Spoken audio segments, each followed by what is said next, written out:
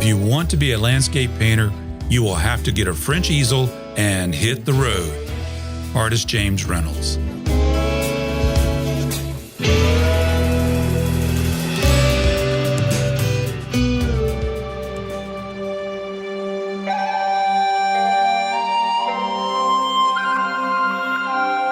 This is The Artful Painter, art lessons for artists, collectors, and people who love art.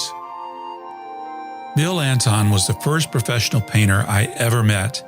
It was a chance encounter. In the late 1990s, my family and I were vacationing in Jackson, Wyoming. One evening, I decided to walk into one of the several art galleries that lined the square. It was intimidating as I had never set foot in an art gallery before. As my eyes adjusted to the interior lighting of Trailside Gallery, I became enthralled at the dozens of paintings hanging in the gallery depicting Western scenes.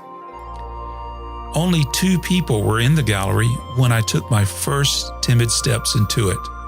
One person was a woman who evidently worked for Trailside, and the other person was a man wearing a black cowboy hat. The woman greeted me and explained that the paintings that were before me were by an artist named Bill Anton. I had to admit I did not know who he was, so she offered, "Let me introduce you to him." She led me to the man wearing the cowboy hat and said, "This is Bill Anton." I don't remember what I said at the time, but I do remember his kindness towards me, a rookie who knew next to nothing about art. But after that brief encounter with Bill, I spent the next couple of hours closely examining each of his extraordinary paintings. If I could have afforded it, I would have bought one of them. It was a transformative moment for me. It was at that moment that I decided I wanted to be able to paint like this one day. Indeed, Bill's remarkable paintings of the Western landscape, the equine figure, and the human figure are without equal. There's a cinematic feel to his paintings. Bill's focus when painting is not about technical execution, but rather about mood and passion. The visual poetry of his paintings profoundly affect you as a viewer. It's a visceral feeling, one I well remember that hot summer evening walking into Trailside Gallery, even though it's been over 20 years ago. You are drawn in to sit by a warmly glowing campfire. You feel the chill of the high desert air set in as the sun casts its last rays upon the distant peaks. You hear the snorts and neighing of the horses and the stamping of their feet. The smell of dust and musk from a long day's ride lingers in your nostrils. You see it, you smell it, you feel it. And that's just the way Bill Anton wants it. Each painting demonstrates his deep-seated passion for painting the West. My name is Carl Olson, and this is The Artful Painter.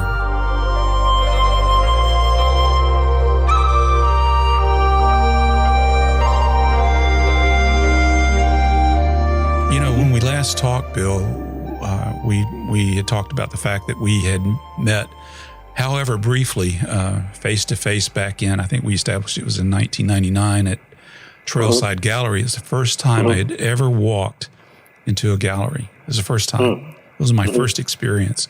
So I was in over my head. I knew nothing about art. Well, a little bit, but not much. I didn't know anything about painting, and I didn't know who was who in the art world. And you were the very first professional artist I ever met. And you were so kind to put up with I don't even remember what I asked. It was probably something, silly or ignorant. I don't know. But you were very kind to me, and that made an impression on me being able to meet you like that. Well, I'm glad to hear that. Yeah, good. I'm very glad to hear that. I tell you what, that experience ignited in me a desire to learn how to paint. Though it took me many years to begin to take it up seriously. So, it sent me down a path that has been very rewarding. I'm real sorry about that. See what you did? It's all your fault. Yeah. But it has been a pleasure to get to know you some 20 years later after that. Well, same here. It's nice to talk to somebody on the outside sometimes because I don't rub shoulders an awful lot. I am home here working all the time, and I get out, but it's pretty infrequently. And if it is, it's to a ranch or it's outside painting, and it might be at a show, but that's my least favorite activity. It's nice to talk to somebody who has a fresh perspective on this instead of just the old jaded artist like me that I'm used to speaking with about, what's right or wrong and in the business or whatever. So it's a nice change of pace for me too. Well, I appreciate that. So, where do you live, if you don't mind my asking on the show here? I'm deeply offended. I live in Prescott, Arizona. I live just outside Prescott. Okay. So? I've never been to Prescott. What kind of area is that? Is it desert or high desert? I'd be classified sort of as high desert. There are pine trees. There are a few aspen in the higher surrounding areas, but mostly it's what we call TJ country. That'd be pinon juniper. It's about a little over 5,000 feet. Parts of it are very rugged and quite a good deal of granite boulders and ledges and rim rock and things like that. And there's a fair amount of water here at certain times of the year. So there's cottonwoods intermixed among the drainages and things like that. It's a nice area. It's beautiful. It's well located if you want to paint cowboys because there's big ranches in almost every direction. Well, speaking of cowboys, that's what I remember about your paintings. And, they have this cinematic feel. And what I mean by that is at first glance, it's like you see this encompassing Western landscape. And then your eyes are directed in close on the figures, the cowboys, the horses, the cows. You got the campfire glow if it's twilight, and just has that real nice cinematic feel. And it's such an emotional thing to see those paintings. That's what I remember from 20-something years ago, seeing that and just feeling the joy of seeing that cinematic look that was in your paintings. Where does that come from? Well, that's great to hear. Yeah, I think a passion for the visual impact of the West is probably the main feature that I like to explore because it is so visually stunning, especially at certain times of day. Light bouncing off and reflecting and all of those different aspects of Western atmosphere are really important to me. And the landscape comes fairly easy and naturally to me because I was drawn to it very early in life. The visual power that the landscape has, the geography of the West, was what initially attracted me. But as I got out here and started to learn a little bit, and I just was enamored with the Western lifestyle. It started with the landscape, and then as I got out here and spent time out here, I realized that there were working ranches here, and I thought that is just really a very compelling thing. It's visceral, it's inside you, it's there or it isn't there, I think, and when I first experienced it, I thought, my gosh, you could spend a life just engrossing yourself in the ins and outs of this, and then when you added the figure and the equine figure into the landscape and saw how light I was just really more than I could handle. So I just had to spend my life exploring it. I think most people would just gravitate toward the landscape because it's easier. Doing the figures is certainly more difficult, but wow, you pulled it off. Very nice. Well, I appreciate it. It's a work in progress. Probably one of the reasons I wouldn't say it was one of the reasons I stayed with the Western figure or with ranch life or the cowboy or anything like that. But it did dawn on me fairly early on that there were, this might have been 10 years down the road after I was professional, but I realized that I would stay and explore with the Western motif because it was so I just didn't feel that there were that many really, really good ones doing it where they're in the landscape genre. There's jillions of them. There were, I always felt that the very best painters in the country were in landscape, and I thought, well, to give myself the best chance of success, I will major on something else where maybe the challenge is a little bit, well, not a little bit, is quite a bit more difficult, but where I've got a better chance of standing out if I get good at it. I just felt like if you're competing with, Len Schmiel and Skip Whitcomb and George Carlson and people like that that are primarily landscape painters, although all of them can and do handle the figure beautifully, I would have a better chance of just staying with the Western genre, and I was more interested in that anyway. So it was just a happy coincidence. But I do remember thinking at the time that, all the really, really great ones are in landscape, so your chance of sticking out in that genre are much less than they would be if you got to be a competent figure painter, particularly the equine form. Well, I think one of the advantages of having the figure, whether it's horses or people or both, is it gives a sense of scale to the landscape. Sometimes it's hard to tell just how epic that landscape is until you see that figure in the foreground. No, that's true. It adds interest, and it also keeps you interested because there's so much to learn about all three of those disciplines that there's no chance for getting bored or feeling complacent or anything like that, which is probably the death knell for an artist if he feels like he's starting to get this handled. Now, frankly, I don't know an artist who's worth his salt who thinks that they've got it handled. All of us, I think, that have made it in, or at least are working in this and have been doing it for a long time at a national level, or however you want to put that, realize what the drill is.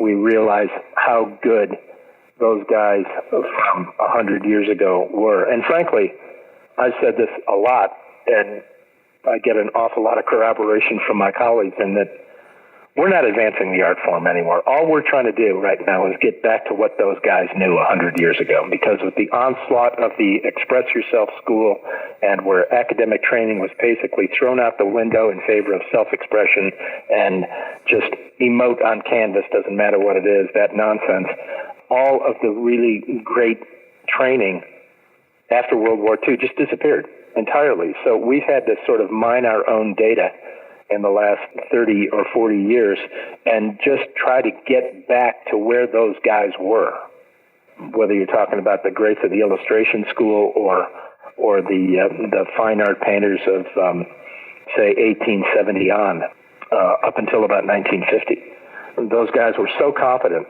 and so beautifully trained that there's literally nobody working today who can match most of those guys back there. A lot of that knowledge was lost. A lot of knowledge was lost. So we're basically just in recovery mode. I think the representational painters are basically just in recovery mode right now.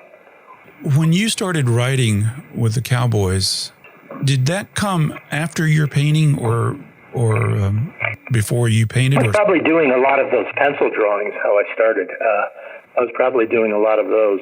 And at the time, but yeah, I was trying to learn something about painting as I started getting out on ranches, and I started doing that right away. In fact, probably before I even quit my regular job and started this full time, I was going out, and if I wasn't going to ropings, I was going to brandings, and sometimes I would have the opportunity to go and help somebody for a day, even though at the time I didn't have my own horse.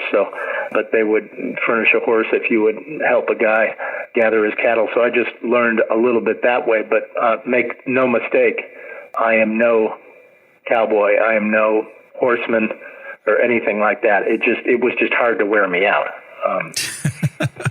And that was probably my only virtue in regard to that. I could ride all day and loving every minute of it. So I was stupid but cheap labor. Hey, you were living the life, right?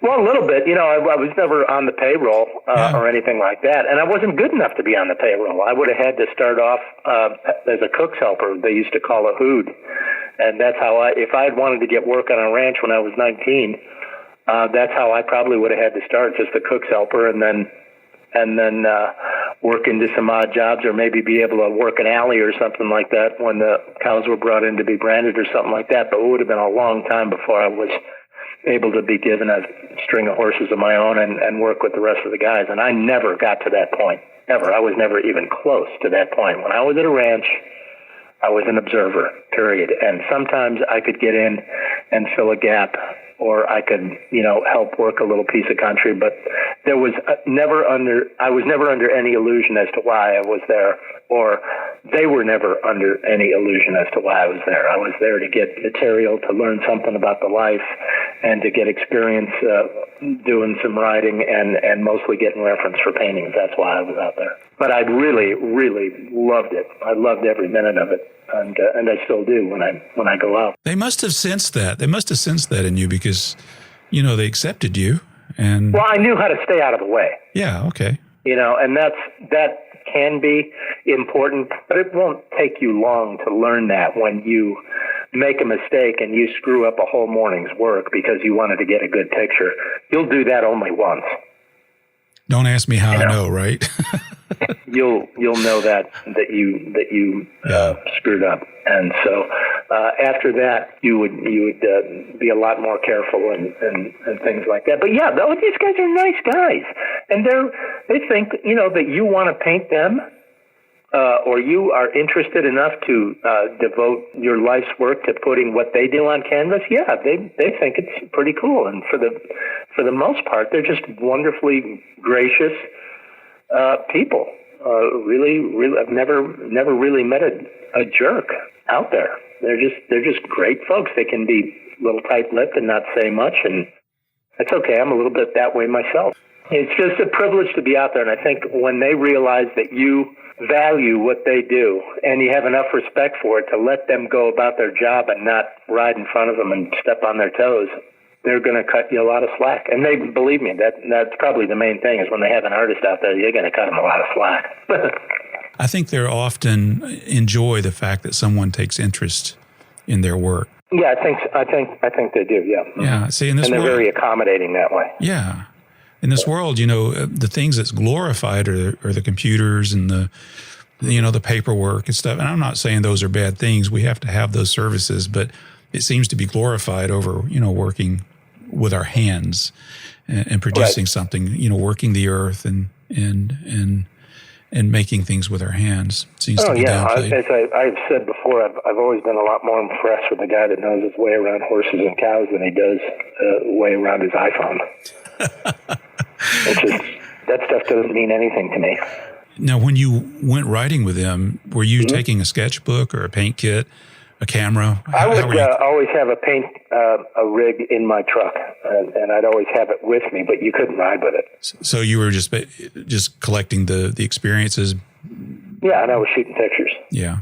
Yeah, but when we'd get back to headquarters or camp or whatever, if there was still daylight, I might set up and do something. If there was still enough, if I was not too tired, I would paint. Or if they happened to be working the corrals or something like that. I was up in Montana about 5 years ago, and they had they must have had 500 head that they were sorting in alleys and stuff like that. And I just asked the foreman.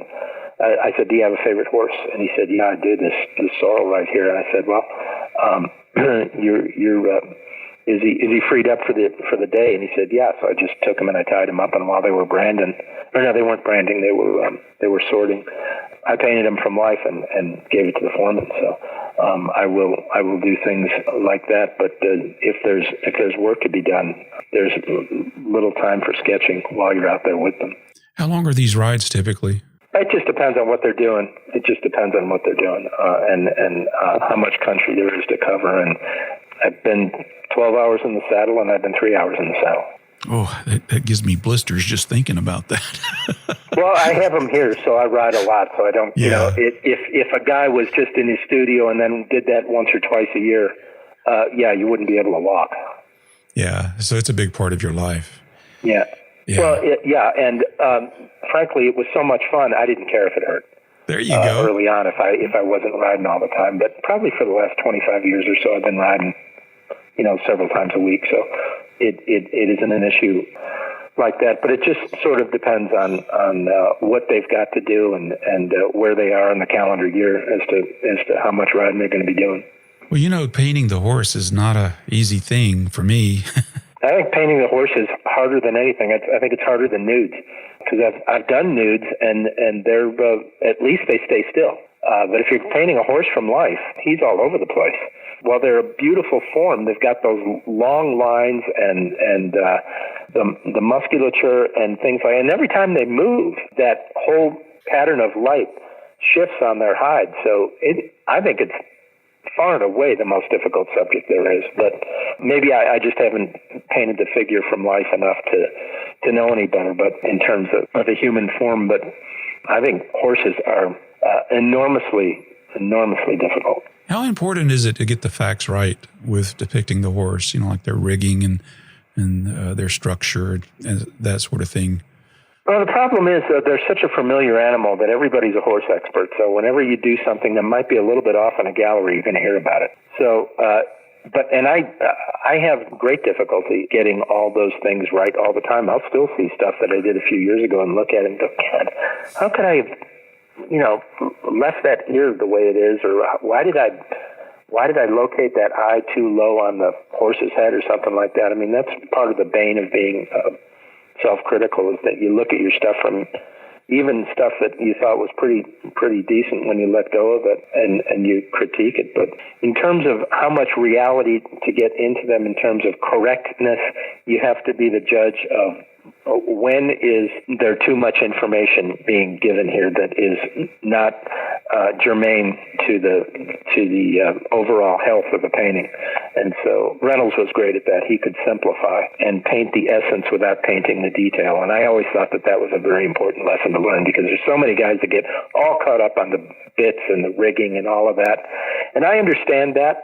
I think a lot of times it hurts the painting to get too involved in that stuff. And it just, everybody has to arrive at their own level of comfort into how much information they want to give. There are some guys that are painting for the cowboys and the cowboy way and all of that, and they figure this thing is not successful if any cowpuncher can walk in and pick apart something, and therefore I failed. And other guys think this is all about art. It's not about anything but art, and you always sacrifice reality for the sake of the art. So you have to figure out where in that continuum you are.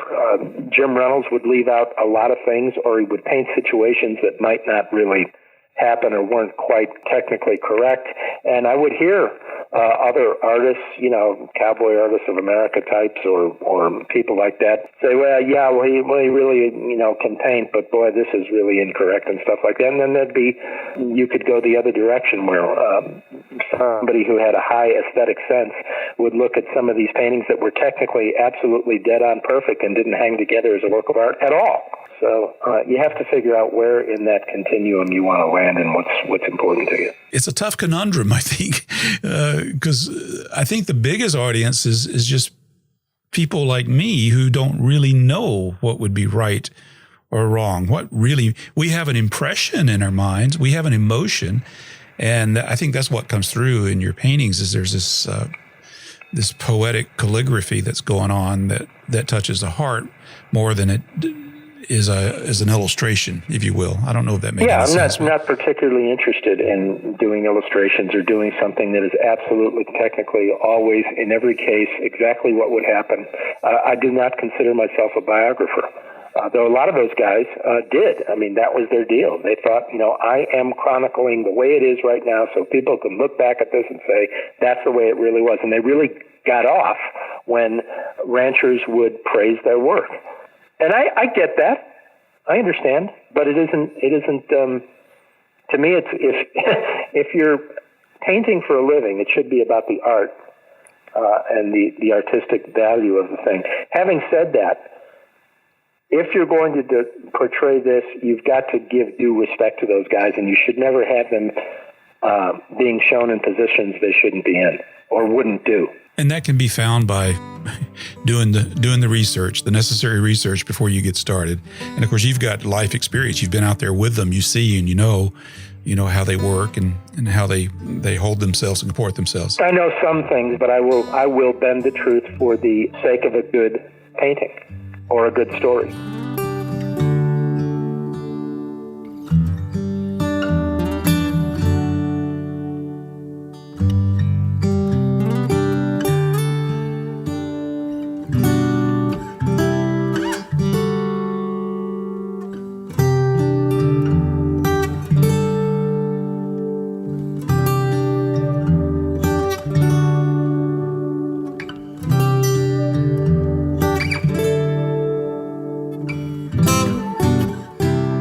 Yeah, the guy is a fantastic artist, and he's just one of the more humble and more enjoyable people to be around.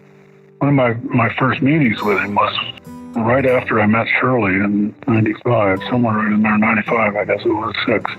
He owned a piece of property down near Salida at that time. It's right at the base of the Sangre de Cristo Mountains. But anyway, we went down to Poncha on our way over to see his property, and we went over Poncha Pass and went up on top of there to paint. So we all set up and painted, and Bill did that one that I owned, the 16 by 20 that showed you a picture of the clouds over the Sangre de Cristo. And that in itself, just watching him do that, was a phenomenal experience and opened my eyes, hugely to the potential of paint, even though I've yet to really explore and experience it or express it as much as he has. Certainly, I admire the technical ability that he has with paint. And so that was kind of the beginning of our relationship, and I was lucky to trade him a painting for that. I don't know how I managed to talk him into taking what I had to offer for what he had. So I got the better end of that deal, without a doubt. But that was just, that was slightly a few years before his kids were born, and Bill was a little more free at those days. And of course, he's the most dedicated family man I've ever known, and when his kids were born, it was all about them and Peggy. But we had actually met before that. We went up to Piney Lake, the Pine Lakes in the Sierras, where Edgar Payne used to paint. We had a pack trip that he went on with us on that. And that was a lot of fun, too. We had a good time with that. So anyways, he's just a heck of a model, both artistically and personally, for just about anybody. I've always admired him so much. And we decided to do a backpack once. He wanted to go see a lake that was up above his property down there. And he said, "Will you go up there with me?" And so we did. We loaded up our backpacks. We had our fishing rods. We had our paints. We had our food, our tents, sleeping bags, the whole works. So we must have been carrying 50 or 60 pounds.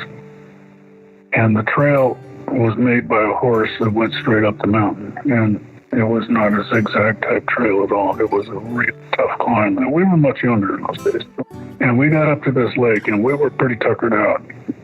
We were fishing in this beautiful high mountain lake and catching these beautiful cutthroat trout. And Bill was saying, "If this isn't heaven, I don't know what it is," he says, as he catches this beautiful fish. And then he puts his rod down and stands up and starts working on a painting from his easel right there. And I've never, seen him any happier than that, except he's always a cheerful guy. But he was beaming with joy to be able to go up there and do that and paint like that up there that high. And it was really a great trip, and it was just the two of us, and that was as close as, we've ever been. And it was just a really, really good time. And so we had a lot of laughs, and we had a lot of fun, and we got a few paintings out of the deal. And we've, in mixture with Matt and Skip and Dan and others, we've been together many times painting, quite often down at couple of times down at the Vermilion Cliffs area in Arizona, and like I said, out to the Sierras at one time. And so I just really been, really enjoyed those years when we got to be together more. And now I see him at the Free to West show once a year. And but it's always like old times. He's just as warm, close as he's ever been, and he always makes you feel so welcome and so loved that he just and he can do that to everybody. I know. And he's just a Chicago kid turned cowboy, and he fits the part so perfectly. And has the wonderful Western character and the joy of life and strong faith, and he's just a really, really wonderful human being. That was artist Ralph Oberg, originally featured in episode number 1 of The Artful Painter.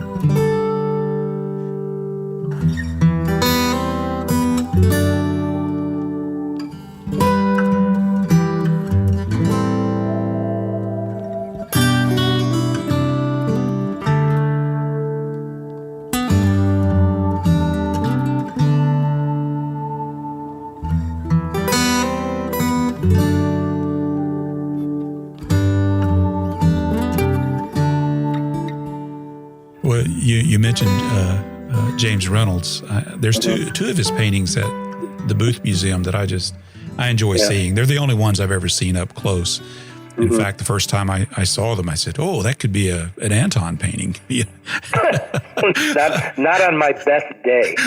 I know. I knew you would say that, but that's my impression. Okay, but he stated so much with so little. There's so much dynamic range in his pictures, and even his depiction of the cowboys. When you look at there's two images that I took two pictures of them, and you don't really see the detail of the faces. You might see the hint of a nose or a hint of a mustache or something like that, but it's not super detailed. He knew what made a painting. He understood that very well, and he never gave you any more information than you needed or wanted in those things. They were his color and his command of composition and his paint handling.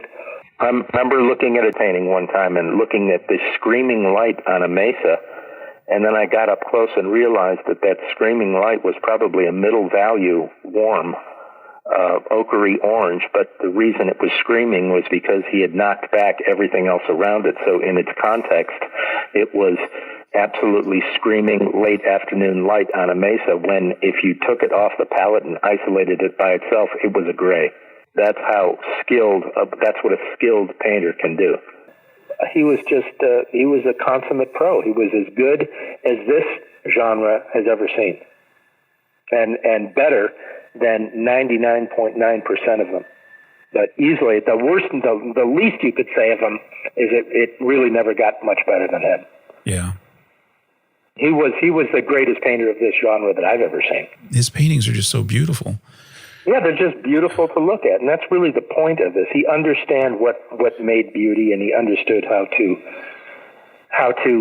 translate it onto canvas. He got that very, very well, and he was he was a great picture maker, and his color was exciting and innovative, and his foregrounds especially were just juicy and wonderful to look at. They're just beautifully crafted things.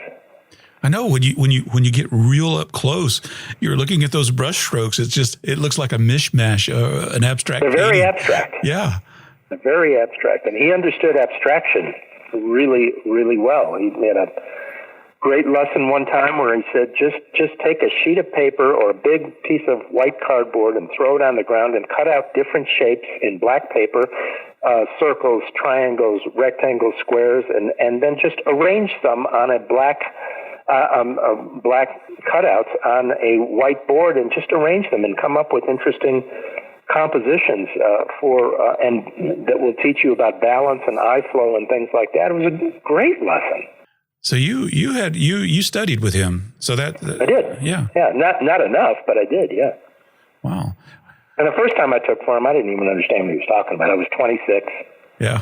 And like I said before, I didn't even know what end of the brush to hold, but I knew that this guy was really something. I wasn't smart, but I knew that much, which very often is half the battle, is to figure out who are the guys that are really doing this, that are really not just making pictures, but are making art. And he was one of those guys, and so I was smart enough to know that. But most of what he said during that whole week, I didn't have enough experience under my belt to even use until 10 years later, when it would dawn on me while I was painting a particular passage in a painting, and his words would come back to me. I said, I finally understand what the heck he's talking about.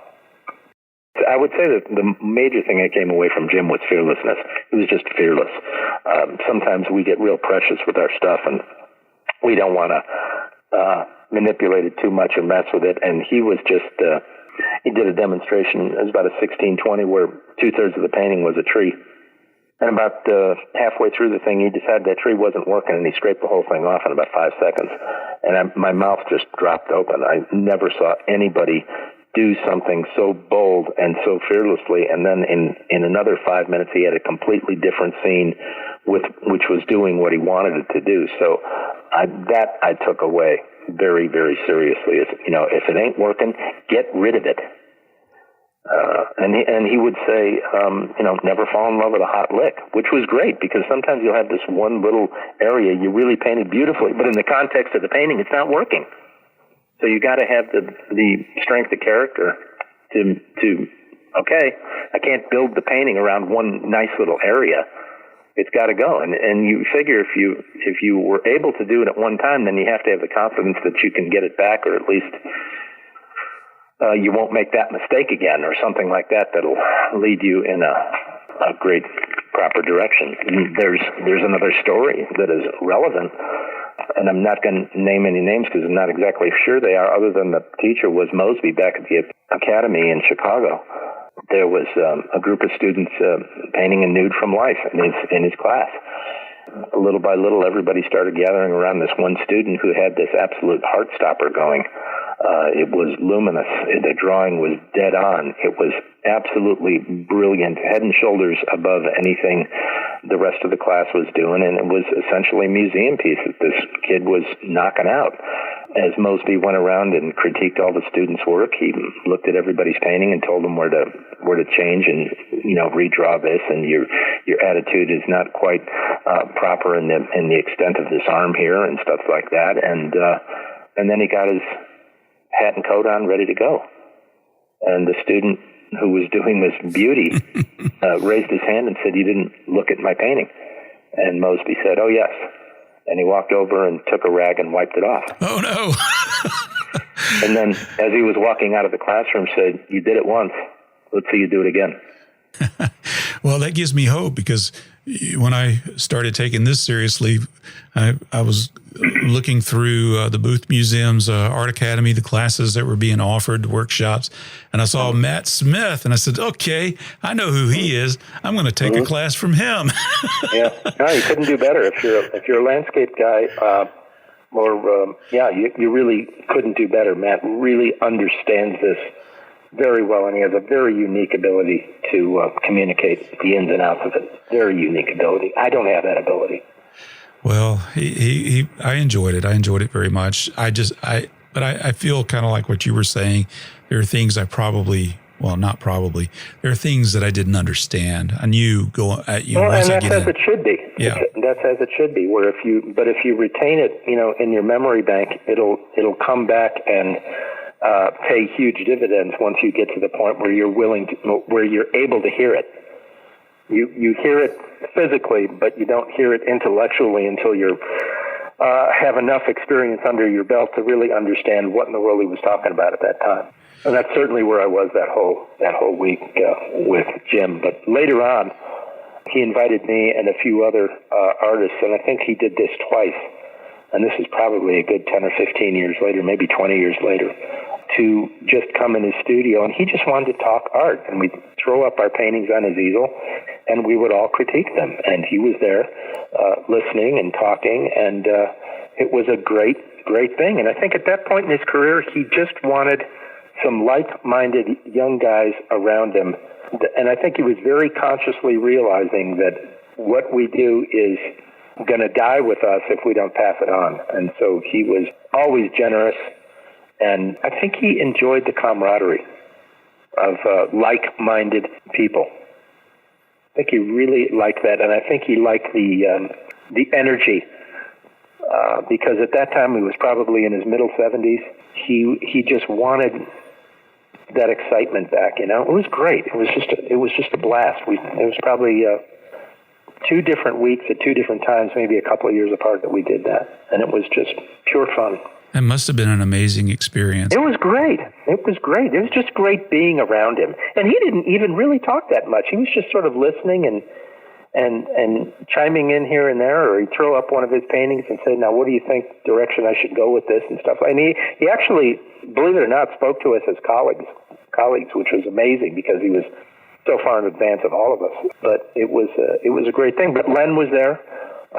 Skip may have been there. Lorenzo Chavez was there. Matt was there. Tom Browning was there. Ralphie may have been there one time or two. I can't really remember. There was about 10 or 12 of us. And it was a wonderful, wonderful thing for him to do.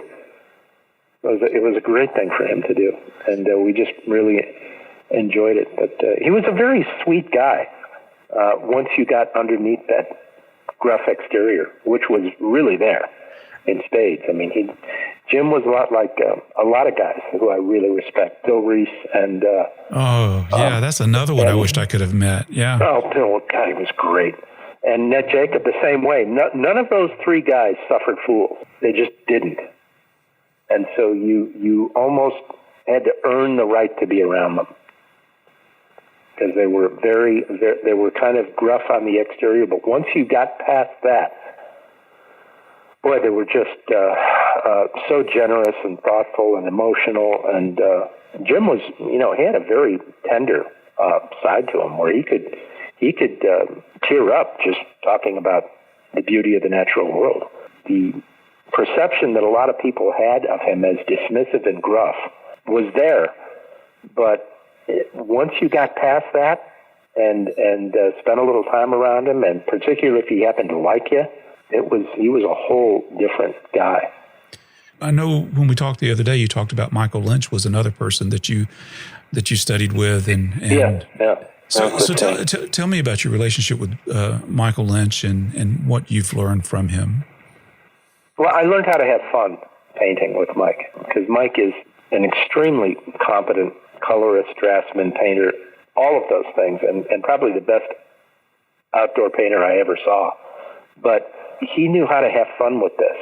And I was, early on in my career, tied up in knots trying to be better, and it was obvious I wasn't having any fun. And Mike taught me about the joy of this experience and having a great time and just lighten up a little. It's very hard, I think, to whip yourself into shape all the time. You have to cut yourself some slack, and I had to realize at the time I wasn't doing this long enough to be mad at myself all the time. It was just great to be around him. We have very similar senses of humor. I really like to laugh. Mike is absolutely hilarious and a great painter and an extremely high aesthetic sense. He's a very unique individual, really one of the true Renaissance men I've ever met. Well, he builds his own frames. He gilds his own frames. He can build absolutely exquisite furniture. He's a virtuoso on the guitar. He has done sailing in his youth, competitive sailing. There's bloody little he hasn't done or doesn't know a fair amount about, and he's got extremely high standards for everything. We talk about things like this a great deal. He's a great man, and he can be just absolutely uproariously funny. He's a real treasure. I love that guy. He's probably my closest friend in the business. Oh, wow. He is my closest friend in the business. Well, there it is. It's on record. Yeah, he and Matt. Yeah. Yeah. Yeah. Well, I wrote in my notes when I was thinking about this, because you and I had talked about it before, but, a tough lesson for us a lot of times is, we don't see ourselves the way that others do. So it takes a good friend to help us see that. Yeah, it was by example more than anything. He would never. I would hear him talk in another room. I would hear him talk to Peggy while I was cleaning my brushes or something, and he said, "Geez, I'm surprised Bill hasn't committed suicide. He's so hard on himself." And, oh my word!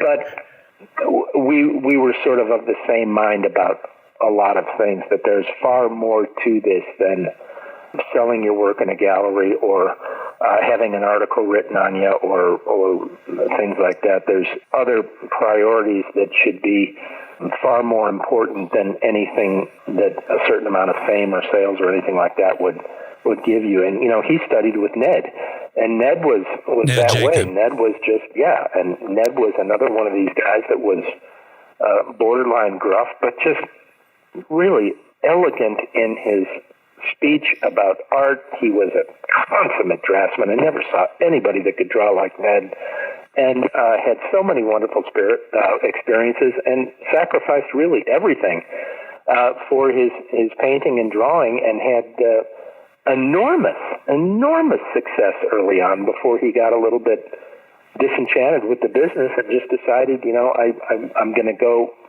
totally my own direction, and if nobody ever hears from me again, I'm fine with that. It's a tragedy that there's so many young guys painting today who they don't even know who he is, and that's really a shame. Ned had a one-man show at the Cowboy Hall of Fame when he was like 32. Oh my word! That's unheard of. At 32? Yeah, he was about that old. Oh, my goodness. Yeah, he was just unbelievable. He came up, really, talk about the hard knocks. Moved out to Glacier and was jerking a pack string when he was, I don't know, in his 16 or 17 years old, and then lived with the Blackfeet outside of Browning, Montana, and just drew and drew and drew and drew and drew and drew and drew until he went down to Taos and met Bettina Steinke, and she helped him out a little bit, and he just became as good as there is. And nobody could paint from life like Ned. The immediacy that got into his work, and then he went to Africa and painted the Moroccans, and he painted the Maasai, and all from life, and those things are absolutely brilliant. Ned instilled in Mike, who instilled in me, and Skip, and a lot of guys, the fact that this is a high calling, and you don't trivialize it, and you never sacrifice it for fame. This is a very high-minded thing that we do, and boy, never wanted this trivialized in any way. And it was a very high calling that he had, and so whenever I got around him, or whenever I was painting alone in the studio, I always have kept those guys in mind in terms of I was deathly afraid to disappoint them because they invested in me. They held themselves to an extremely high standard. They were holding you to one, and so I always had them sort of over my shoulder, and that required brutal honesty with yourself about what you were doing. What is your motivation here? Are you doing these for the right reasons? Are you doing the best you can? Or are you painting for the market and just trying to bang these out as fast as you can and make as much money as you can? That can be a real balancing act sometimes. Well, I always looked at it this way. If I couldn't sell enough of my paintings to keep painting, then I'd never have a chance to get better. If getting better was the true motivation, I had to figure out a way to sell them and keep my hand in that game, or I was never going to get the chance to improve. Yeah, exactly. I mean, and I think that's why a lot of hobbyists, start thinking about, okay, how can I monetize this so I can sustain this? And that is a big mistake. I would have painters come in here and they would bring me their work and will you critique it? And we talk about it. And I say, look, just have a great time. Just whenever you sell a painting, if you do sell one, go buy yourself a really great art book that you don't have in your collection and pore over these things and enjoy the process. And then say, well, I really want to get in the show. And it's like, look, as soon as you start to think in those terms, you're adding a pressure that is not necessary. If you don't have to make a living from this, don't. Just enjoy it and paint and have a great time and learn. But they would always want it. They always had this idea that if I'm not selling my work, I'm illegitimate. Well, that's baloney. Well, then you're measuring yourself by dollars then, right? It just doesn't mean anything, particularly in a market that knows nothing about what makes a good painting. So, and why add all that extra pressure on yourself? Would you just enjoy the process a little of learning and exploring and maybe going down some dead ends? You'll learn a lot from doing that rather than just playing it safe and painting for Billy Bob's Gallery or something like that. I never really understood why someone would want to heap that kind of pressure on them when they didn't need to make a living at it. They didn't need to exploit it that way. They could just have a blast painting. That was always sort of foreign to me. Now, with me, it was different because this is what I wanted to do for a living. This is how I wanted to. Well, you made that decision early in your very early. Yeah. I was 25. Yeah. And I had a wife that would support me. That was critical. Yeah, what gallery you show in, who you study with, how much talent you have, none of that stuff means anything. You know what means something? What's you marry. Who you marry. Yeah. That is the biggest decision you are going to make. And if you are hamstrung by a woman that wants to drive a BMW within 5 years of you starting a painting career, you got a problem. I didn't have that problem. I had a wife who was supportive and said, you are talented. You take the time that you need. I will go to work and I will bring in what we need to live on, and let's see where this goes. And that's the kind of wife I had. Now, I was the kind of person that was not going to allow her to suffer for 10 years while I pursued my dream. I kind of figured if I can get some encouragement pretty quickly, I will maybe start looking for another line of work. But as I told you, I asked the Lord to, you open doors and I'll walk through them and I'll supply the elbow grease. But if you're not in this, I don't want to do it. So you're going to have to make it happen, because we both know that I'm not really good enough to do this. So if you want me to do this, you're going to have to make it crystal clear, because I'm stupid and I'm stubborn, and I will keep banging my head against the wall unless you tell me this is not for you. But things opened up right away, and probably within 6 months, I was making more at this than I was at the nowhere job that I had before, and probably within 2 years, I had eclipsed her income. So it worked out right away. But I sacrificed everything. We didn't have anything. So, I say I sacrificed everything. For me, I realized that the time to break away from a job, to see if you can do this, was not when you had a mortgage and 3 children. That's not the time to do it. The time to do it is when you have nothing to lose because you don't have anything. So that's what I did. And I got married and quit, and we decided I would quit my job within 2 weeks. Now, I am sure that made me a huge hit with my in-laws. Oh, no. How did they take it? They never said a word. They never said a word. And it wasn't until about 10 or 15 years later that I went to them and said, did that make you nervous? And they said, yeah, it really did. And I said, well, and I remember thinking to myself, if my daughter brought home someone who did that, I'd back them up against the wall. But they never said a word. Wow. And that showed remarkable restraint on their part. Remarkable restraint. I can't believe to this day that they did that. But it worked out. It worked out very well, very quickly.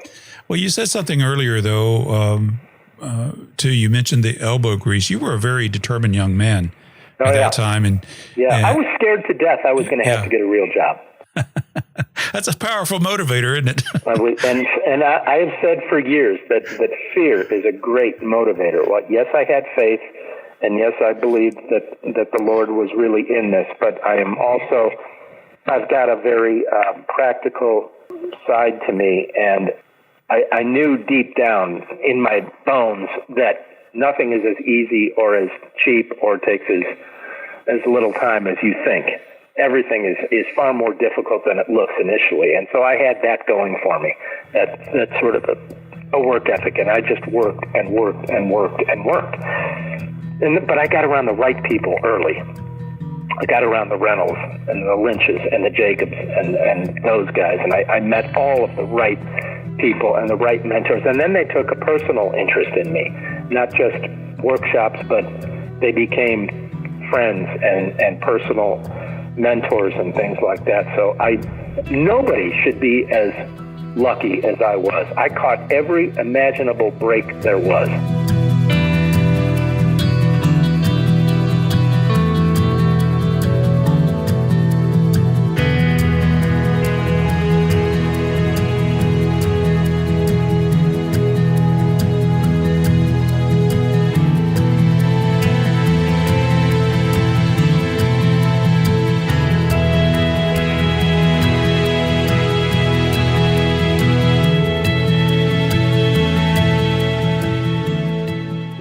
Special guy. I mean,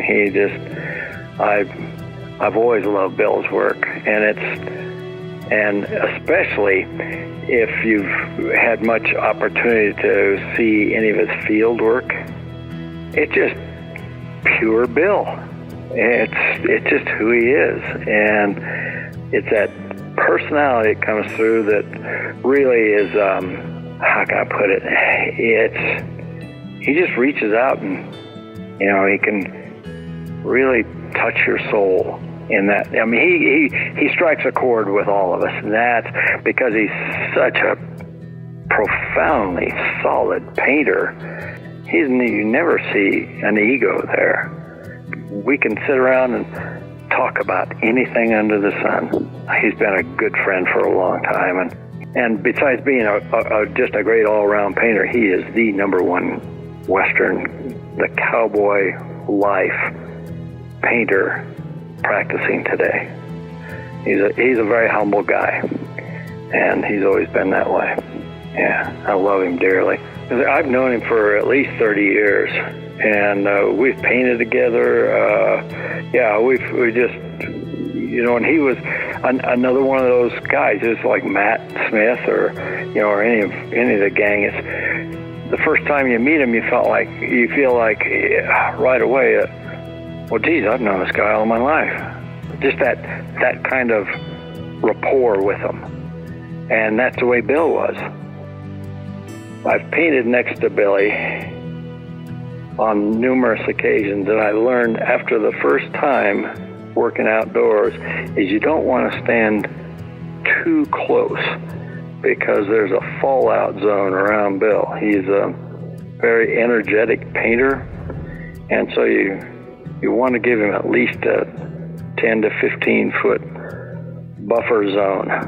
Otherwise, you're going to end up with part of Bill's palette on you. and it's one of those things you have to see to believe, because he dives into his work with the energy that he lives his life, and it can be a dangerous thing, or it can be a sight to behold. So best to observe from a distance. And it's unbelievable the results that he gets when he gets into these things. It's always been a real emotional thing for Bill. So, and it comes through in the work. He's a real force of nature with a paintbrush. That's the best way I can put it. Bill is passionate about everything he does. He is passionate about life. He is passionate with his friends, about his friends, and as his friends are with him. It's a reciprocal thing. That's one of the things we just love about Bill, and that we so totally enjoy, is his passion. And it's the real deal. And those comments are from Skip Whitcomb, featured in episode number 21 of The Artful Painter.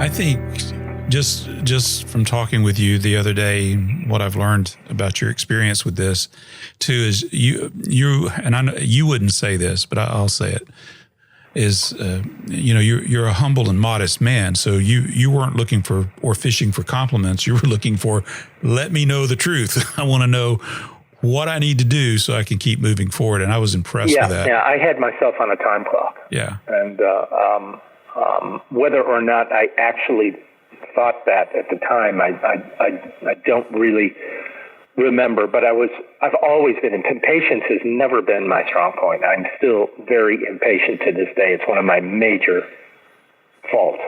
So I was impatient to get better. Everybody wants that instant gratification with it. That urge is there.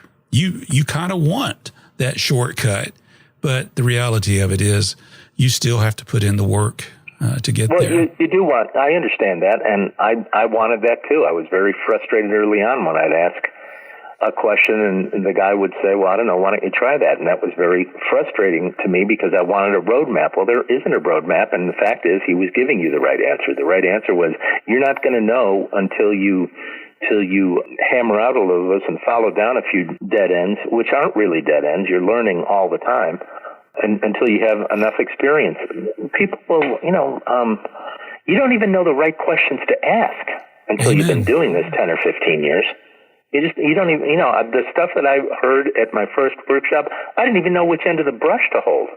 And it came back to me 10 or 15 years later while I was at the easel. It dawned on me, that's what he was talking about. Well, at what point did you feel like you were comfortable to start selling your work? Well, I was doing these pencil drawings, and they started selling right away, just immediately. So I was doing nothing but those. But I didn't show in a gallery for the first 5, 6, 7 years. I got into some early invitational shows, and those drawings sold like wild, and I just took it from there. But I wanted to be a painter. A guy by the name of Earl Carpenter was coming out of a hotel up in Flagstaff where I lived at the time, and he said, you want to be an artist? And I said, yeah. He said, well, do yourself a favor. Leave a camera at home and get yourself an outdoor easel. And I said, okay. Well, I didn't know anything.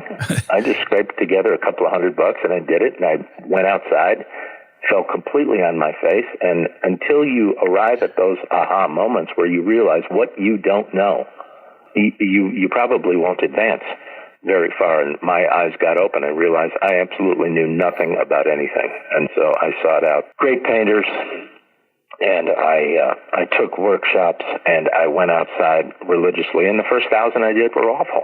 They're just frisbees. Just take them off the easel and throw them. They were terrible. But I was learning and absorbing, and I was getting an appetite for it. And then I figured out that I was building painting muscle at the time.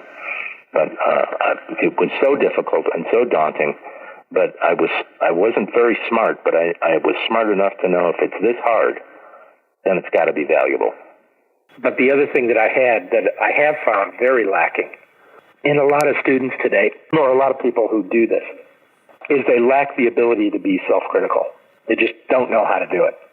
I'll talk to somebody and say, oh man, you should see the painting I just did. Oh man, it's really, really good. And I'm like, I don't think I've ever said that. And I don't have anything against people that do say it. It's just that I don't think in those terms. It just doesn't really, about the most you'll ever get out of me is, it isn't bad. And if I ever say that, then I've probably got the best thing I've ever done on my easel. But so I had in spades the ability to be self-critical without slitting my throat. I guess that is probably a fine line where you can be so hard on yourself that nothing you ever do is worth a darn. And so you just quit in frustration. I will tell you, it makes you difficult to live with. I can be very difficult because I'll work on a painting and it'll be coming along. I'll say, right, yeah, okay, this is coming. Good, I'm happy with this. All right, I'm probably can't really do any better than this. I'm having a good day here. And I walk in the next day and it looks like Gremlins came in and repainted the whole thing. What in the heck was I thinking? This is absolutely dreadful, awful. And that'll happen with me with almost before every show that I do. This is the worst stuff I've ever put together. I should be shot, And your Peggy is just like, here we go again. When you're driven that way and when you're naturally self-critical, it can help the quality of your work. It doesn't make you sometimes very easy to live with.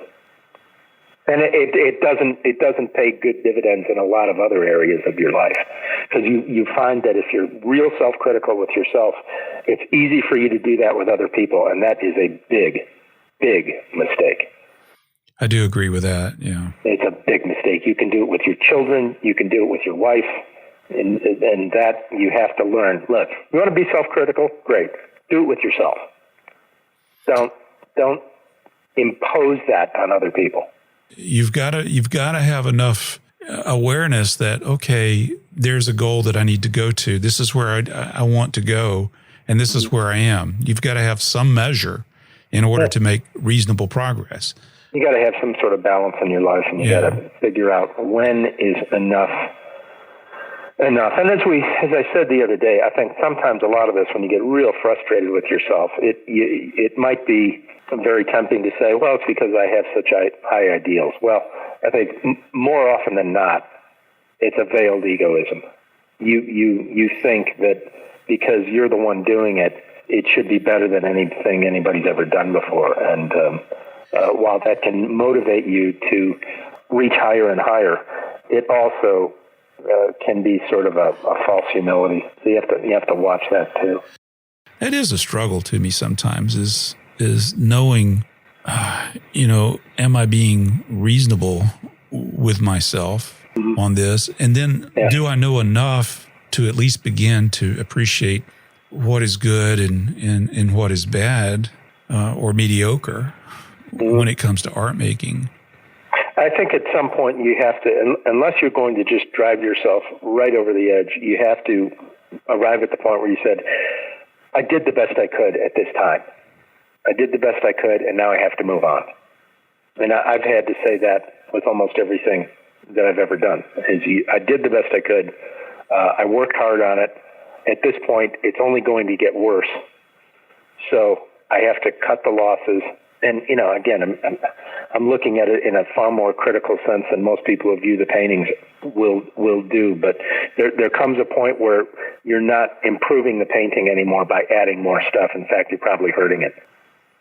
You have to identify, where am I helping and where am I hurting? And if you've gotten to the point where I've done everything that I can that is going to improve this, then you have to, you call it good at that point. Now, that sounds like a terrible endorsement for sticking something in a frame and charging thousands of dollars for it. But when you're of sort of the mindset that I come from, that's kind of what it comes to. They used to say, when do you know when you're done with a painting? Well, when every additional stroke is a detriment, then you know you're done. Don't take it any further, right? Yeah. Well, at some point, you have to look at your work, and there has to be a part of you that says, you know what, this is okay. I mean, think about the Creator. When he looked at the creation of the earth and the life that was on it, he said, this is good. Of course, he was in a position to say that, right?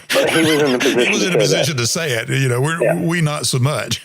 Yeah. But you do have to have, at some point, say, okay, I can live with this. Yeah, I mean, there isn't everything that I've looked at and thought, boy, why did I do that? In fact, it can be a double whammy depressing if I see something that I did 15 years ago that I think is better than what I'm doing now. That can be a problem too. I mean, I have come across things every now and then and go, boy, why don't I paint like that anymore, or something like that?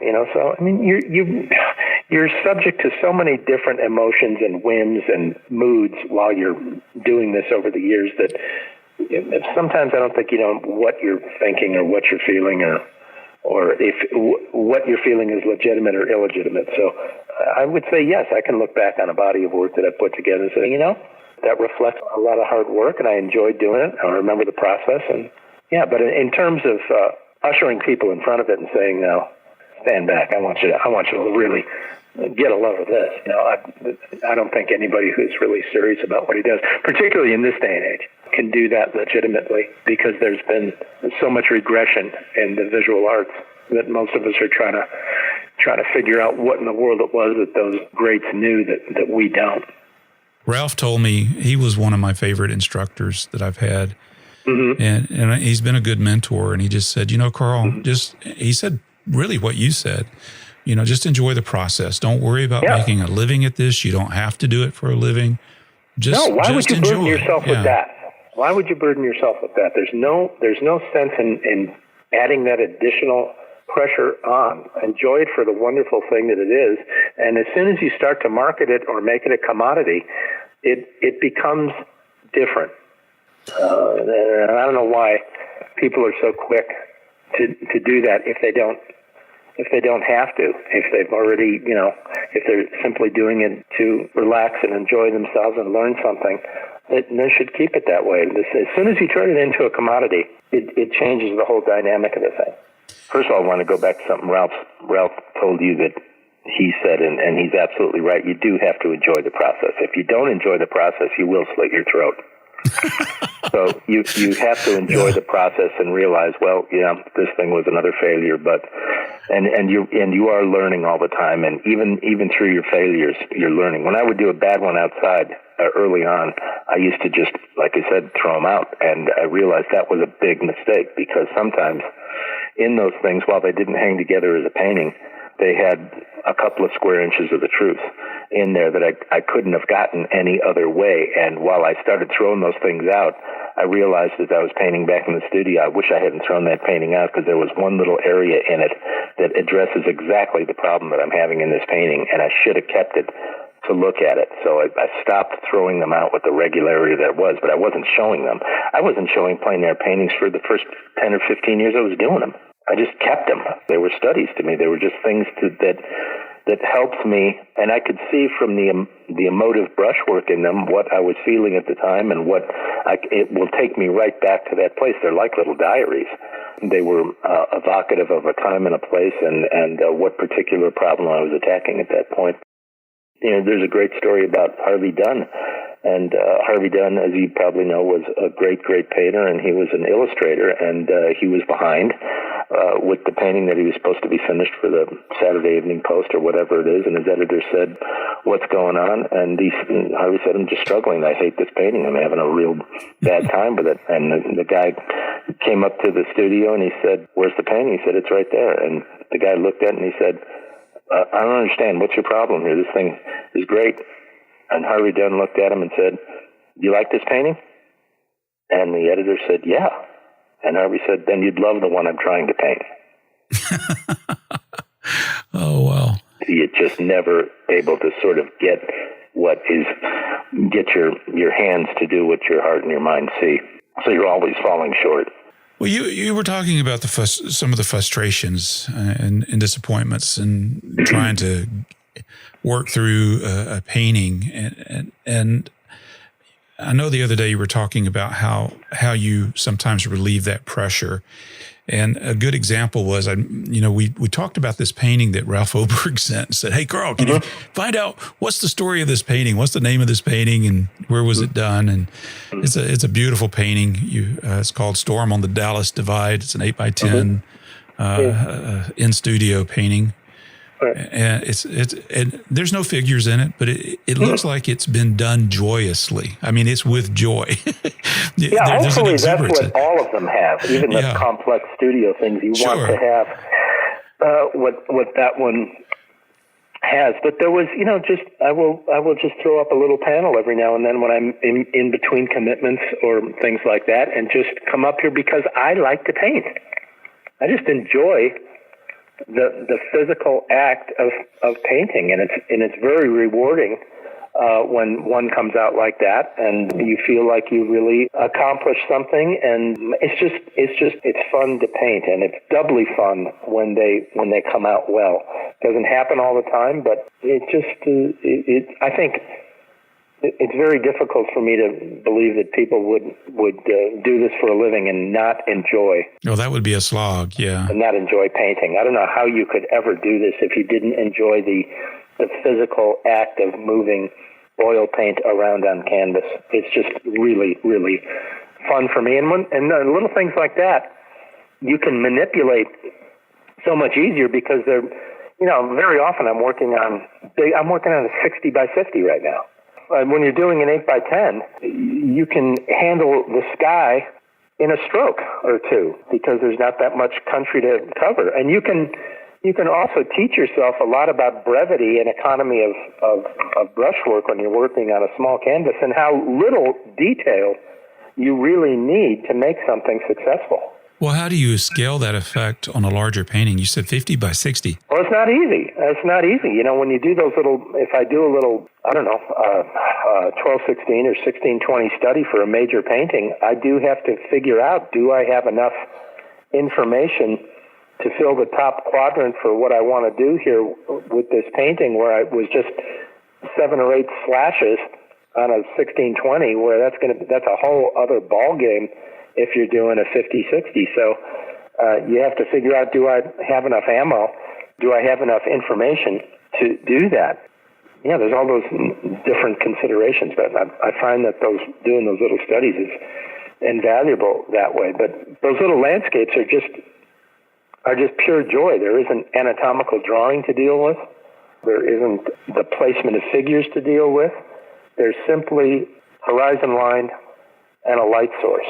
And you can just rear back and let fly and just purely emote for the fun of doing it, but all the while applying the principles that you've learned over the years. It just looks fun. It just looks so much fun. And hopefully that's the way they all look. But yes, that's the key. If it looks fun. I know there was a story of a well-known painter and an even better-known mentor that he had, and the kid brought his what turned out to be an award-winning painting to his mentor, and the mentor looked at it and said, boy, that looks like a lot of work. Well, it wasn't a compliment. These should never look like they were a lot of work. They should look like they came right out of the end of your arm as a joyful, virtuoso performance that you knew the right things to do immediately and went right at it without a whole lot of correcting and manufacturing to make it look as though it were spontaneous. Like when I give my talk, it's like a great double play combination in baseball. If you've seen those guys turn a double play, yeah, they make it look easy. Well, I got to tell you something. I played a lot of baseball. It isn't easy. They just make it look easy. Well, there's a flow to it that just, it does make it look effortless. They make it look like it's nothing, and I played enough to know that is not an easy thing to do. So when you see somebody do that, you shouldn't ever come away with the conclusion, well, it must be easy, but it should look like it's easy. And it's the same with painting. If you see a painting that just looks like it was pure joy to do and just came right out of the end of your arm, that is the mark of a real pro, because almost nothing really happens that way. I can probably count on one hand the number of paintings I've done in my life that actually were that way. So the trick is to make something very difficult look like it was easy. You never want to give the viewer the sense that this was a lot of work, that I really slaved over this, even though you probably did. I do want to know what your opinion is about, what is good picture making to you today? That's a very, very difficult question. I think it can be different for everybody. Light is always probably the main thing that I am interested in seeing, or what is the source, and how is it striking either the hide of the animal, or if it's a straight landscape, how it is enveloping the mountains, or how is it bouncing off a cloud or something like that. But light usually seems to be the main attraction. I love to paint light, but that may be one of the reasons I'm so attracted to the more somber painters that can handle fog, or can handle a tonality in a very masterful, subtle, and restraintive way. Restraint has never really been my strong point, and I wish that it was, but it unfortunately, bombast is usually my forte, which is not a compliment. But that's one of the reasons I love Tim Lawson's work, is because it's so beautifully subtle, and he can take very simple scenes and make them very, very interesting, just by virtue of the fact of his tiny little observations that he's making within large passages through small temperature breaks and things like that. They're just stunning to me that way. I think usually what I think makes a good picture is it's got everything that I'm not able to do. How do you choose what you want to paint? I guess I just have to be excited about a certain thing I see in my mind that I want to explore. Do I have, then the question is, do I have enough reference material? Do I have enough insight into this subject to pull it off? I do usually, if it's a complex painting or something that I really have no idea where it's going to go, I will do a small full-color oil study first to find out if there's something there.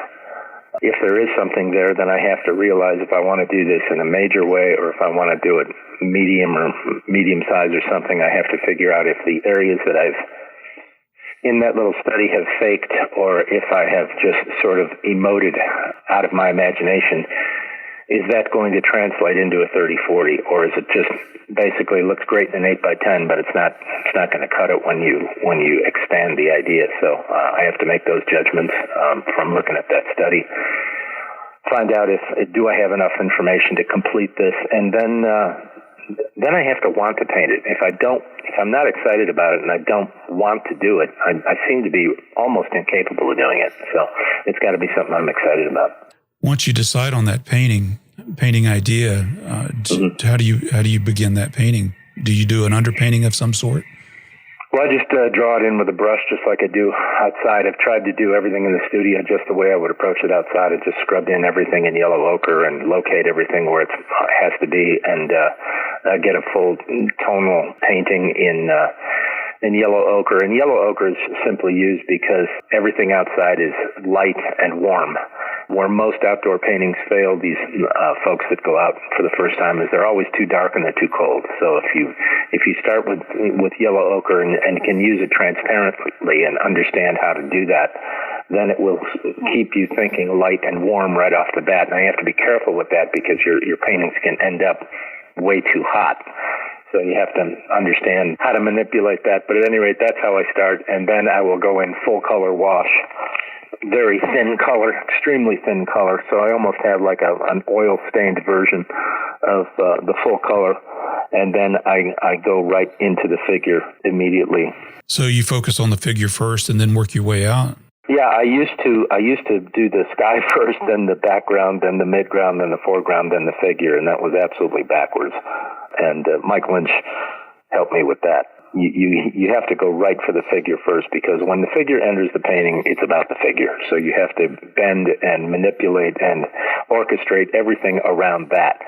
Make that the primary focus, and then everything will revolve around that. So you don't want to blow your ammo on all of the ancillary things that are incidental to the subject. You have to put your ammo in the subject, and then you bend the geography around the figure. That makes sense. I've not heard of starting off with yellow ochre first, so that's a new point. No, it's just what I do. And it's not, everybody has a different approach. I don't know that Matt does that. Matt, as far as I remember, paints the sky last. He'll leave that raw white canvas, and that's actually very, very sound procedure, because he's keying everything off that value of raw canvas. And if you look at it, that's just about a shadow, a canvas turned away from the sun in the shadow. That raw canvas is just about the right value for the sky. So his thinking there is absolutely dead on sound.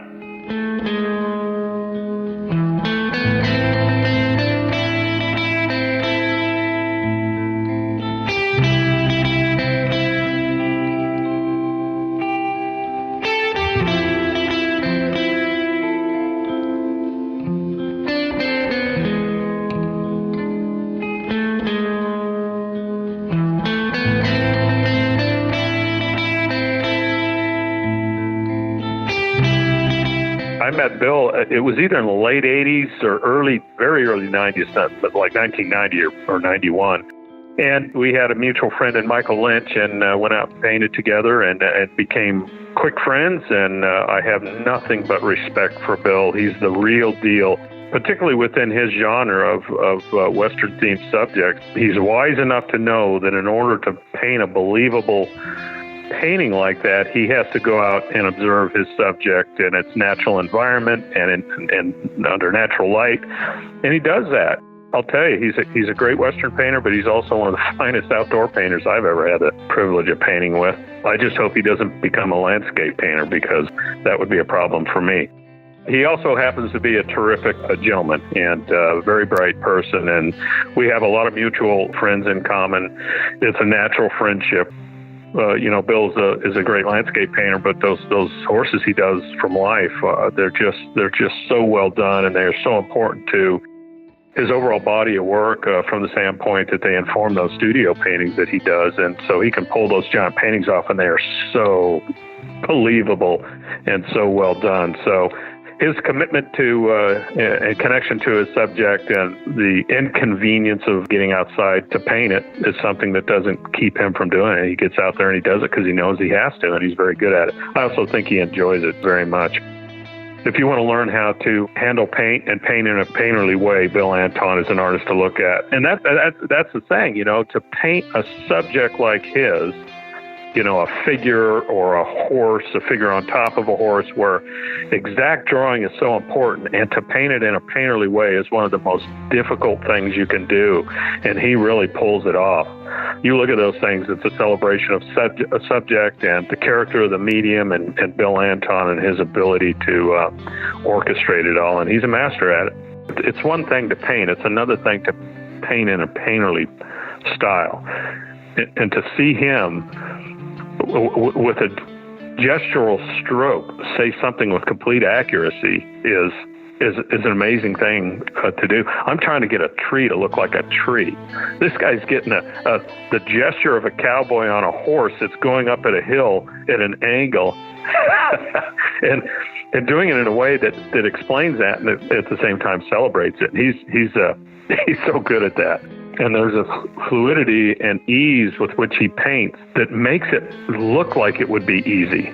I see the influence of James Reynolds, Frank Tinney Johnson, and Michael Lynch in his work, but it's not in a derivative way. It's in an inspired way. And because he's influenced by those three artists who are all completely different, it doesn't look derivative. He takes the best inspiration from each one of those and in a positive way applies it to his work. I don't know if you've ever been around Bill when he's painting outdoors. He's the sloppiest painter you'll ever see. Don't even think about standing near him. But I'll tell you a funny story.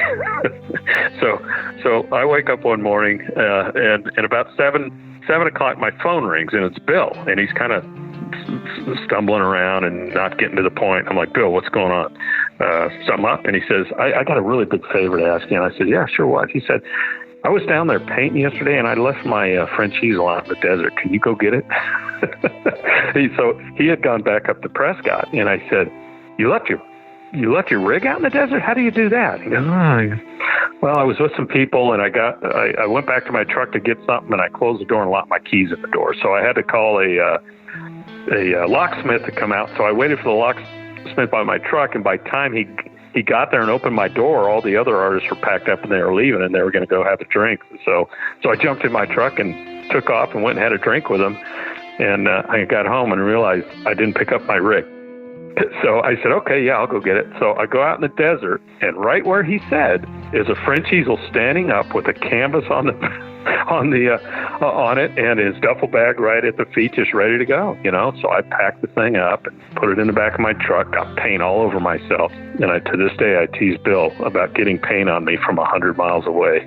I put it in the middle of my garage and said, "Come get it. I'm not touching it again." But yeah, that was. I always got a kick out of that story. The main thing is just he's an artist that I consider one of the big influences for me and very inspiring, and he's also a good man. He's a good family man, and there's no one better. Those comments are from Matt Smith, originally featured in episode number 2 of The Artful Painter.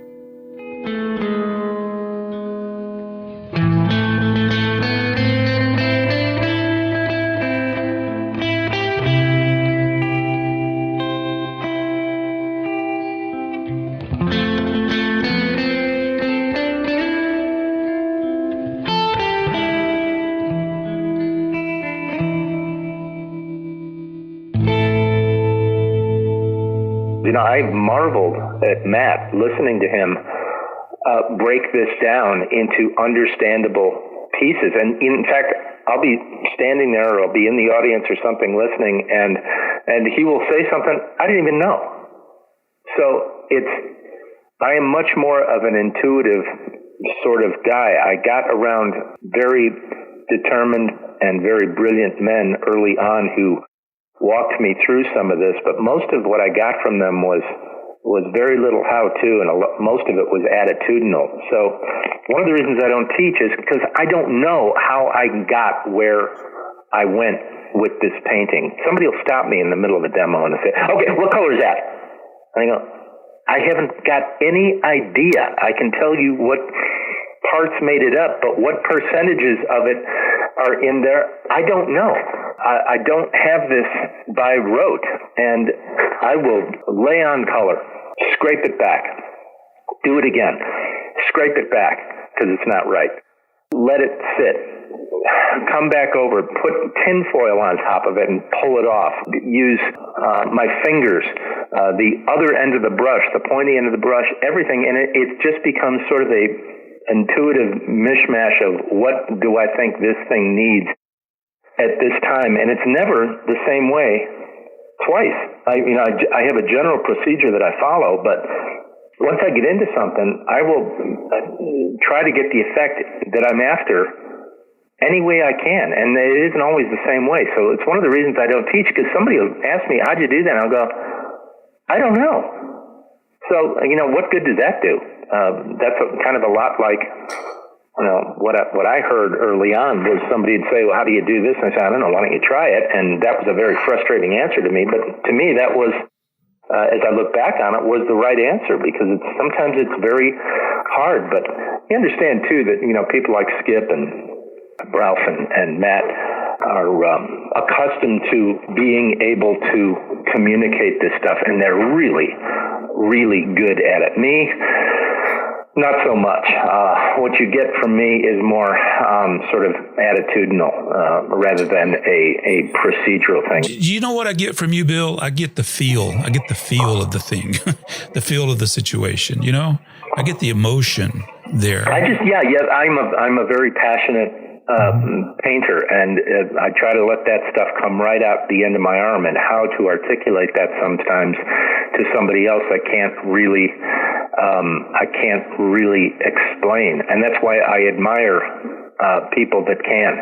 Matt is so good at that. I mean, he's just absolutely, really, really, I admire that so much, that he can break this into bite-sized pieces that really do make sense and are very valuable. And he's able to speak, and I think a lot of these guys who teach regularly are able to speak appropriately to the audience that is in there, and so they can fine-tune the advice for who they are speaking to.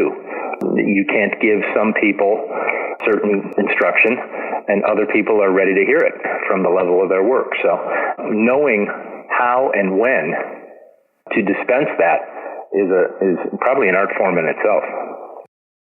There's obviously many different ways to approach a painting. I love the layered look that a lot of people are able to get. I didn't come up in that school. I sort of came up from the outdoor school, where you just reacted and slammed in the thing and got a visceral sense of the time and place. And that has translated into the studio. Although I'm figuring out now the value of maybe not be so sure of yourself right off the bat, and maybe let these things stew a little bit longer and come back and fine tune or overlay or scrape back or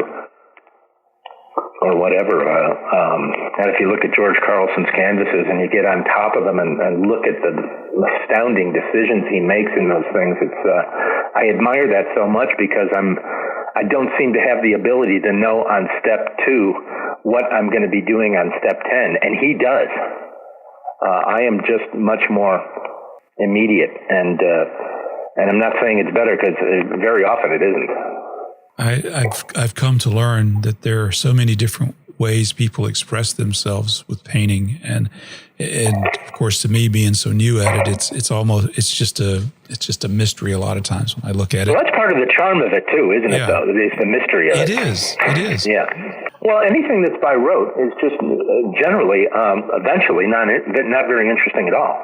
You've seen it all.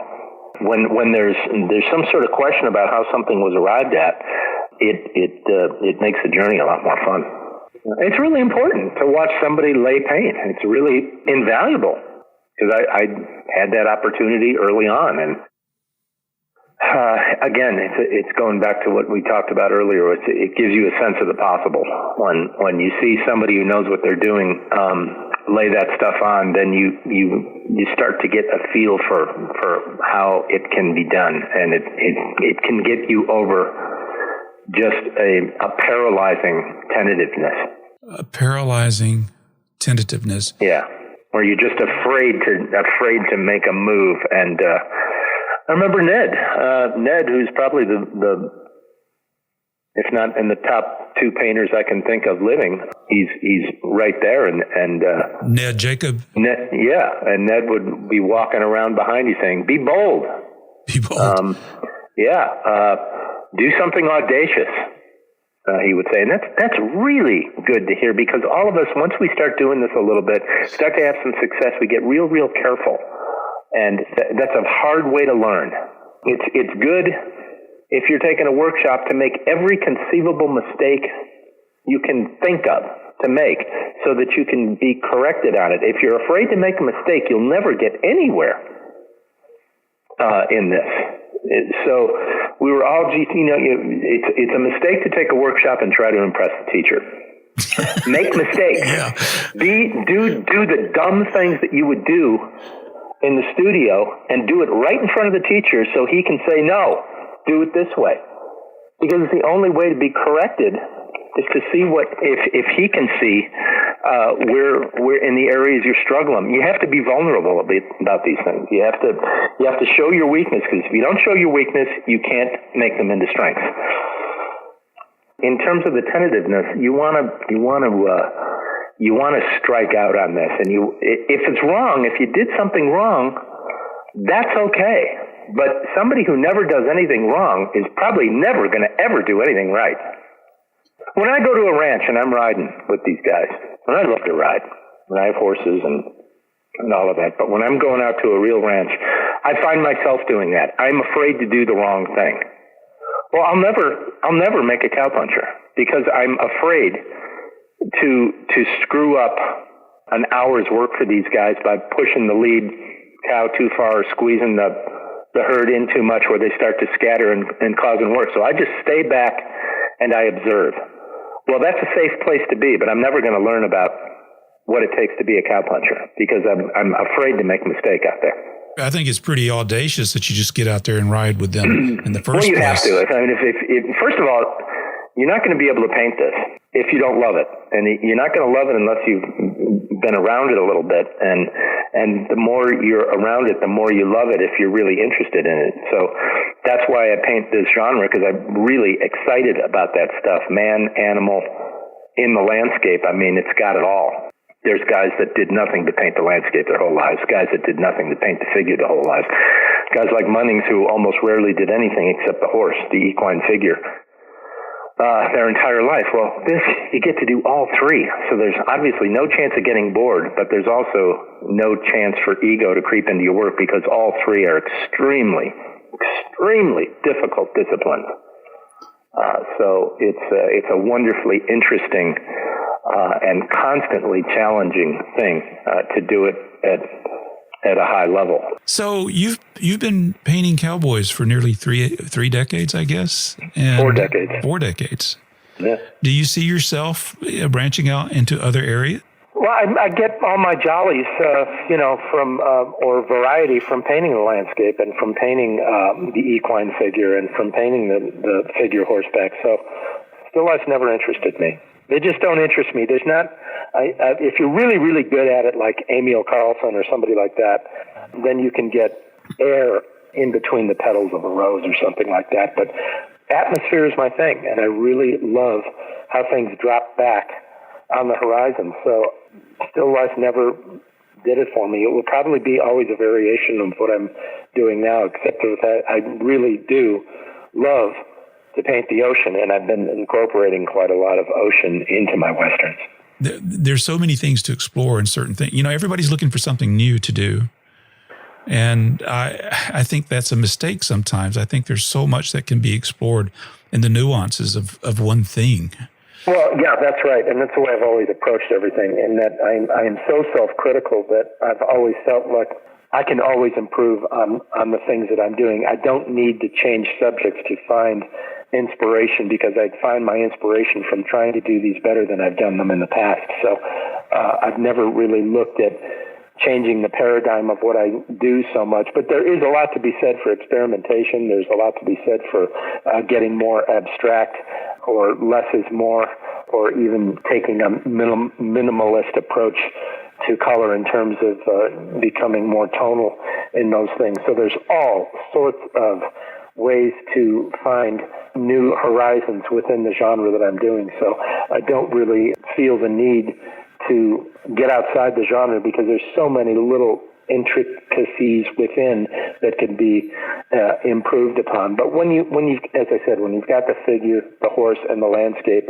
all together at once, and you can major on one and de-emphasize the other two, or vice versa, there's an endless supply of things. But the straight landscape is something that is really fun for me, and I love painting the ocean. And portraiture is not particularly interesting to me. I've done a few of my children, but I think a good painter ought to be able to handle just about anything if he's really got the chops to do it. But I don't know. I've always taken joy in trying to do these better than I have before, and that's where I get the challenging part of it, the new horizon part of it is that I'm just going to try and do this better than I've done in the past. I know this has been a difficult year for many people, and it's really changed the plans for a lot of folks. What do you have coming up? Well, there's supposed to be a Lifetime Achievement Award down in Wickenburg at the Desert Caballeros Museum, but I think we're still waiting to see how virulent the virus becomes if we're actually going to go ahead with it. As I told you before, I just as soon write the year of 2020 off, and start over and start planning for 2021. I think a lot of people feel that way, but I still think there's a lot that we can accomplish even if it's in the privacy of our own homes, developing skills and continuing to work on. Yeah, I'm lucky that I still have commissions that I'm doing and gallery commitments and show commitments. So nothing really has changed in that regard, other than whether or not these shows are actually going to be in person or if they're going to be virtual or whatever. I'm not really entirely sure about all of that. I don't need to do I used to do 57, 58 paintings a year, and I'm nowhere close to that anymore. Wow. That's a lot. Yeah, well, early on in my career, it was just brush mileage, I was just working and working and working. And I look back in the books at what I did, and it's just astounding to me that I had that kind of output. I'm probably only doing about 20 paintings a year now. And I remember Jim saying the exact same thing toward the end of his career. He said, I used to do 30 paintings a year. He said, now I do about 20. And I didn't realize that I had backed off as much as I have, but I have. Because I'm really trying to make them count right now. I'm trying to make them. I'm 63. My powers are probably never going to be exponentially better than they are right now. So now is the time for me to make them count.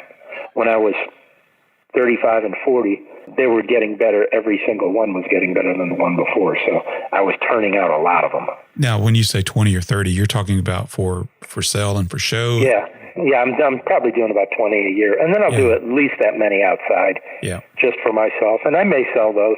People come to the studio and they buy them. Or maybe they'll see them online, although I rarely have anything. I never change the website. I never even bother with it. So I don't put anything really up there that's new. I'm talking about maybe my daughter getting me some sort of a Facebook presence, as long as I don't have to. And I may throw up a little on the spotter up there once a month or something and see what the reaction is and move them that way. But the galleries will take them if I give them to them, but mostly I don't. I just keep them I keep them here, and people do come to the studio and they're for sale here if people want them, but I don't actively market them. This business about painting on the spot and selling them. Look, if you get a really good one outside, keep it. Keep it for yourself. You're going to learn something from it. The last thing I wanted to do was go out and paint with 500,000 different people. Come back, look at those things, slap them in a frame and sell them. That just is so antithetical to the way I work, or the way I think people should work. If I got a really good one outside, I wouldn't let anybody see it. I just wanted to have it and look at it and study it. And why did this one go right? And so many others just don't have the impact that this thing does. What makes this thing a good painting? And I would have to keep that around for months and years before I would let it go. Or I had, better ones coming up along behind it where I felt comfortable letting it go. But see, when the goal is to sell, and to sell them as hard and fast as you can, that is not going to help your growth at all. No, that paint, frame, and sell thing is just like, I've been invited to everyone there is in the country, and I can't say no fast enough. Well, there's another aspect to these plein air events. They feature, it's like there's a performance going on, and they're also can be highly competitive. Well, the other thing is that's an odd and weird thing about the whole thing. It's just that I don't like the pressure of somebody knowing my name and then expecting me to perform, or I don't like being a dancing bear. I was sitting down one time, I was at that plein air convention, and I was in a conversation with a bunch of people, and it was about 20 minutes through the conversation, the guy asked me who I was, and I said, what's your last name? And I told him, and his whole demeanor changed. And it was like, yuck. No. just yuck. Yeah. So I don't do it anymore. I just don't do it anymore. Bill, what's your thoughts about being called an artist? I know you and I have talked about this in the past, and I kind of got the sense that maybe it's a term that you don't prefer or you don't like. I'd like to explore that a little bit. It isn't that I don't like it. It's that I just don't think, I think it's overused. And I just think that maybe 1 out of 10,000 people that does this professionally is a real artist, and most of us are just painters. And that's what I consider myself, a painter. It's not that I wouldn't love to be considered an artist. I'm just not convinced at all that I'm anywhere close to that moniker. Well, you mean artist with a capital A. Or just, look, I used to say, because I didn't like, and I thought the word artist was trivializing what a real artist is. So when somebody said, "What do you do for a living?" I'd say, "I'm a painter." And they'd think, "Oh, you paint You're houses." a house painter, exactly. So I had to start using artist, but I don't prefer to. I don't prefer to because I'm pretty high-minded about this. And not many of us will really be considered artists when all is said and done. So I admit that I am completely weird. I mean, I get that. I kind of like weird people, so that's okay. You know, weird people make art for the heart. And on that note, I think it's time to wrap up this edition of The Artful Painter. It's been a real pleasure speaking with you today. I enjoyed our conversation the other day, and I appreciate you taking the time to record this episode of The Artful Painter. Well, it's been a lot of fun. It's great to speak with you, too, and always nice to make a new friend. And as I said, I don't get out all that much, so it was really fun to sort of go over in my mind some of these things and re-articulate these things after just sitting in the studio ruminating on all your own nonsense. That's my problem too, Bill. So thank you for bringing me out of that, okay? My pleasure. Thank you.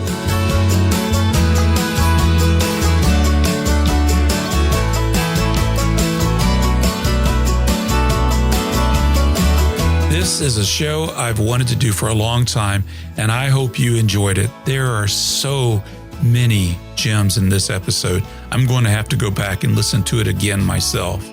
I truly appreciate Bill Anton allowing me the opportunity to get to know him and to share this interview with you. I never dreamed that 20-some years ago that I would have this opportunity. So it's a deeply special one for me. I am so happy that I got to do this. I'm also grateful to Bill's friends, Ralph Oberg, Matt Smith, and Skip Whitcomb, sharing some of their high regard for Bill in this episode. So that was fun to do that and to record that and to include it in this show, because I think it really added an extra dimension to you getting to know Bill Anton as an artist.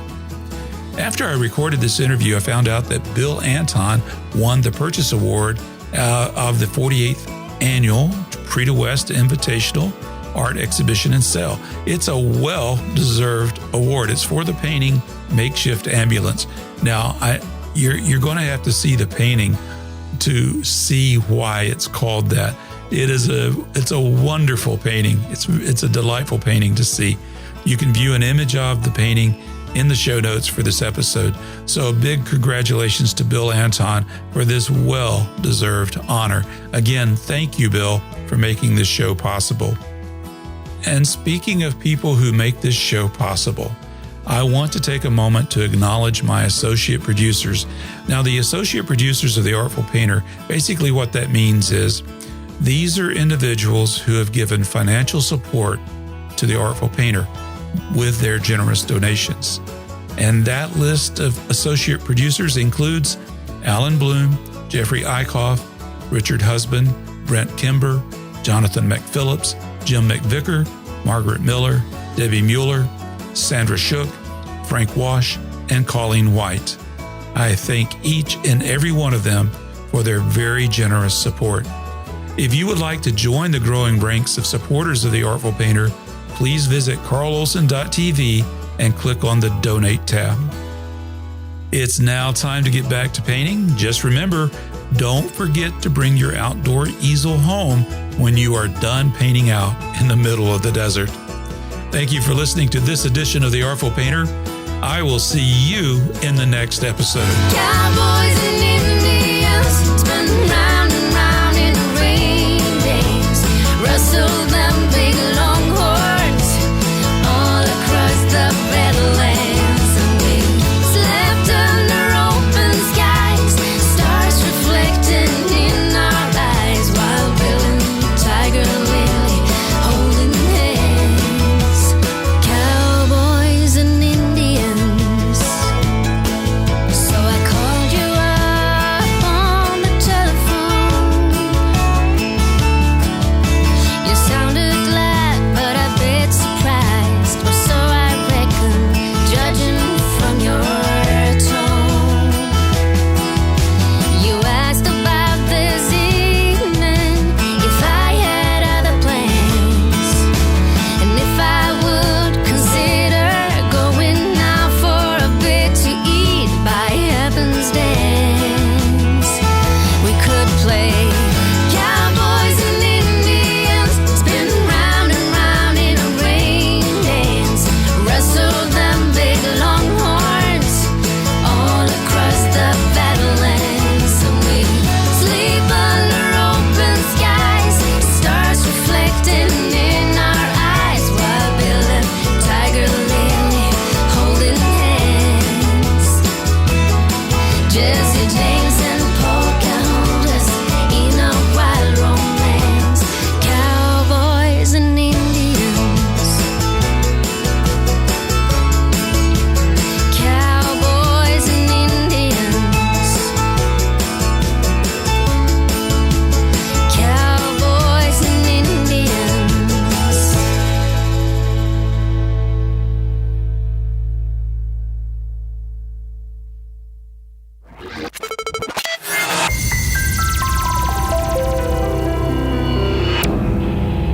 And we're getting a picture on the TV.